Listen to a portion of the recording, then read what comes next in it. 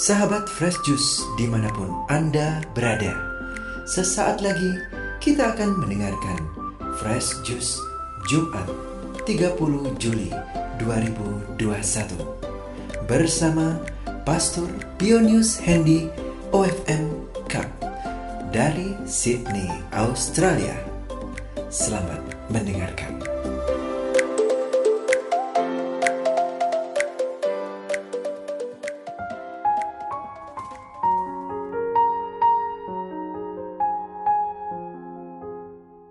Halo, salam jumpa para pencinta renungan harian Daily Fresh Juice. Apa kabar Anda semuanya? Semoga semuanya dalam keadaan sehat walafiat dan tetap semangat. Dan jangan lupa untuk selalu mematuhi protokol kesehatan dan mendekatkan diri kepada Tuhan. Hari ini saya ingin mengajak Anda untuk melihat apa sih sebenarnya penghalang utama bagi tersalurnya rahmat Allah. Kok sepertinya rahmat yang kita tunggu-tunggu itu tidak datang-datang juga?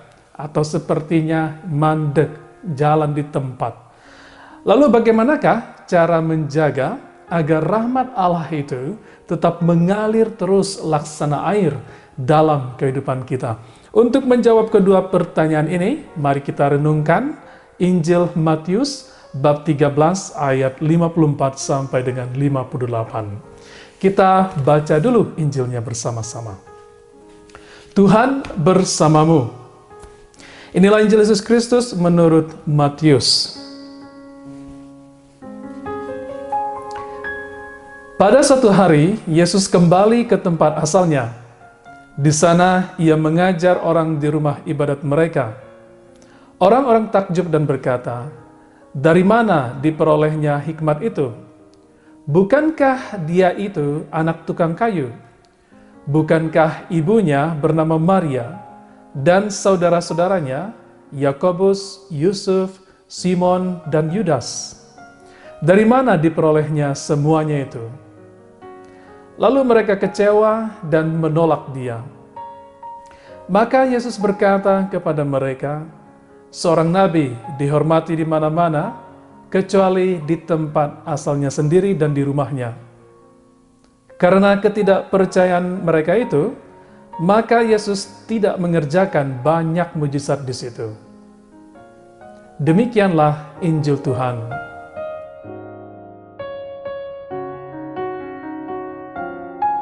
Bapak, Ibu, Saudara-saudari, dan kaula muda, para pencinta renungan harian Daily Fresh Juice, dari kisah penolakan Yesus oleh orang-orang sekampungnya, kita bisa melihat bahwa sesungguhnya penghalang utama bagi terjadinya mujizat di Nazaret adalah karena ketertutupan hati dari para pendengarnya.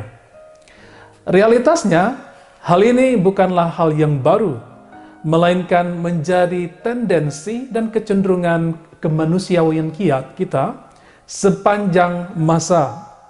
Dalam Perjanjian Lama, penolakan terhadap para nabi juga terjadi.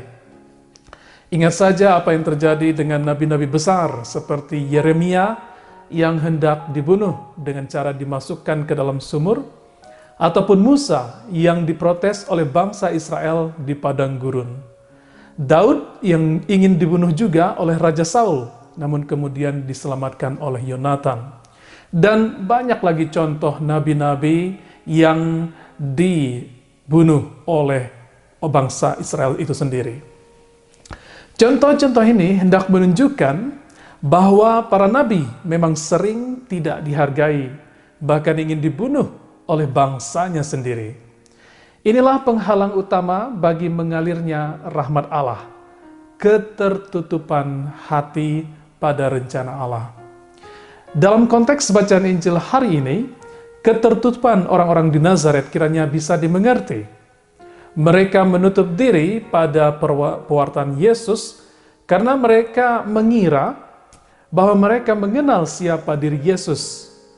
Mereka bukan hanya tidak menghargai Yesus, tetapi juga menaruh curiga dan mungkin ada beberapa di antara mereka cemburu. Orang-orang Nazaret tentu mengenal Yesus dan keluarganya, namun mereka tidak percaya bahwa dia sekarang adalah seorang nabi besar, apalagi dianggap sebagai Mesias yang terjanjikan. Ketertutupan hati mereka dan perendahan diri Yesus itu tampak dalam pernyataan yang keluar dari murid mereka. Bukankah Yesus itu anak tukang kayu? Bukankah ibunya bernama Maria dan saudara-saudaranya Yakobus, Yusuf, Simon, dan Yudas? Dengan kata lain, sebenarnya mereka mau berkata, "Hei, kami tahu orang jenis apa Yesus itu. Ayahnya hanyalah seorang pekerja kasar, dan ibunya hanyalah seorang ibu rumah tangga. Saudara-saudaranya yang lain dalam keluarga besarnya tidak ada yang terlalu menonjol." Itu kurang lebih yang dikatakan atau yang dipikirkan oleh orang-orang Nazaret. Sekedar informasi, siapa sebenarnya yang dimaksud oleh Matius dengan saudara dan saudari Yesus di sini? Menurut tradisi gereja, Yakobus dan Yosef, atau juga sering dipanggil dengan nama Yoses, adalah saudara sepupu dari Yesus, bukan saudara kandungnya.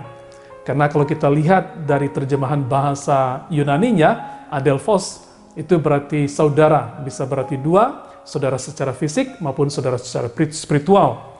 Nah, dalam konteks sekarang ini, di dalam Injil ini, disebutkan sebagai saudara sepupu.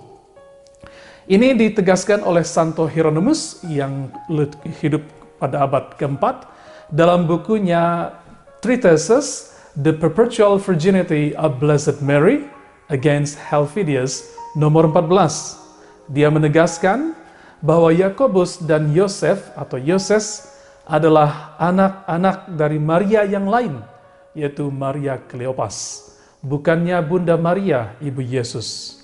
Itu bisa kita lihat dalam bagian Injil lainnya seperti dalam Matius bab 27 ayat 56, Markus 15 ayat 40, dan juga Yohanes bab 19 ayat 25. Nah, jika dua nama pertama ini, yaitu Yakobus dan Yosef, hanyalah sepupu bagi Yesus, maka bisa diperkirakan bahwa nama-nama lain yang mengikutinya seperti Simon dan Yudas dan saudari-saudari Yesus, kemungkinan besar mereka ini adalah saudara dan saudari sepupu yang jauh lebih jauh dari Yesus. Artinya bukan sepupu dekat.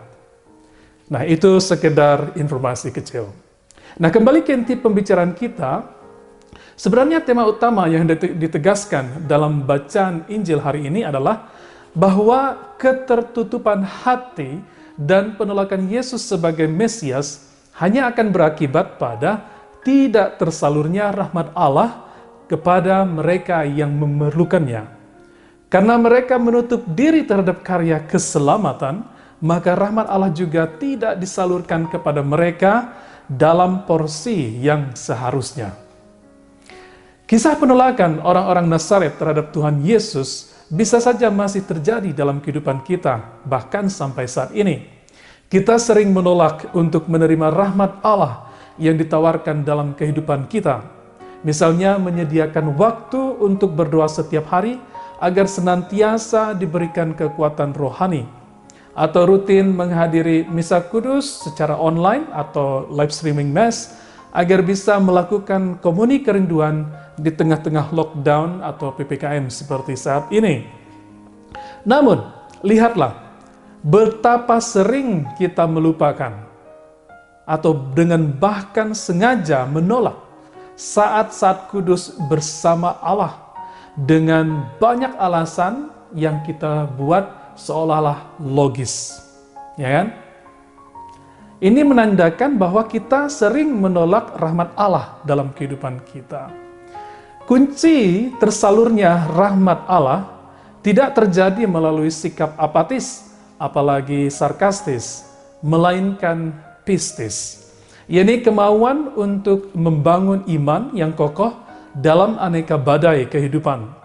Para nabi besar dalam perjanjian lama, seperti Yeremia dan Musa, memberikan teladan iman yang kokoh, meskipun mereka berhadapan dengan manusia, bahkan ditantang oleh alam. Mereka percaya pada penyelenggaraan ilahi. Mereka tegar berdiri bersama Allah dan terbuka pada karya keselamatannya. Maka saya ingin mengundang Anda semua, para pencinta renungan harian Daily Fresh Juice, untuk terbuka pada rencana Allah dan bukannya pada kepentingan diri sendiri.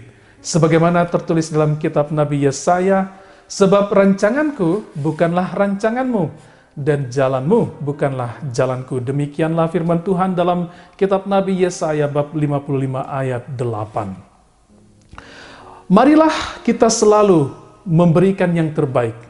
Selanjutnya, kita juga selalu diberi kemampuan untuk mengapresiasi apapun pencapaian positif yang telah kita capai, meskipun kecil.